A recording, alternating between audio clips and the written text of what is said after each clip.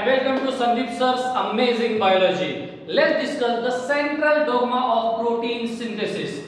That means the core process of protein synthesis. Protein synthesis is very important process taking place in each and every living cell. But the central dogma of protein synthesis takes place in different ways in humans and viruses. Let's discuss the central dogma of protein synthesis which is taking place in all living organisms. In 1958, this kind of central dogma was proposed by Francis Crick. According to Crick, the genetic material of all living organisms is DNA, and for synthesis of protein, DNA firstly get transcribed into mRNA. DNA is the double-stranded molecule, and this double-stranded DNA get transcribed into single-stranded mRNA. The coded information of DNA get transcribed in coded form on mRNA. Now it's the time of actual protein synthesis.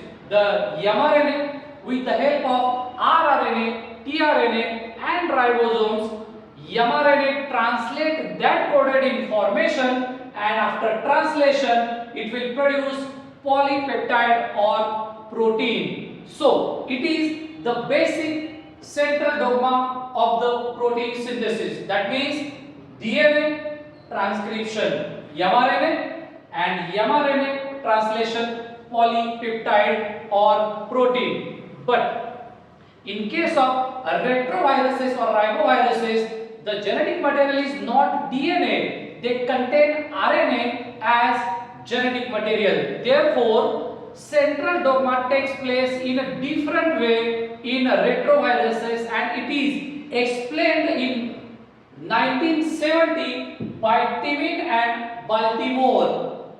They have stated that mRNA first get reverse transcribed into DNA.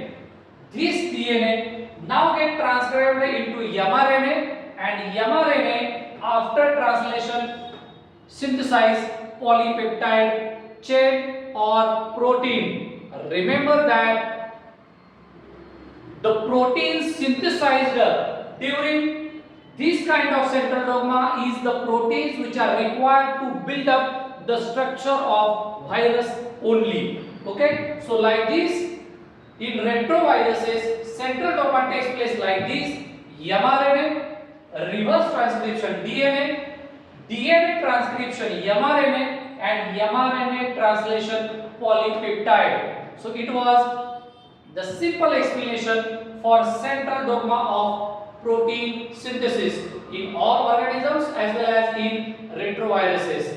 Don't forget to answer these simple questions in comment box.